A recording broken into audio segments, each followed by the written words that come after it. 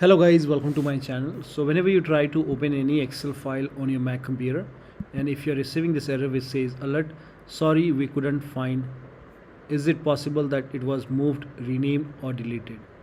So to get rid of this error, you can make a right click on your Excel file and then click on rename.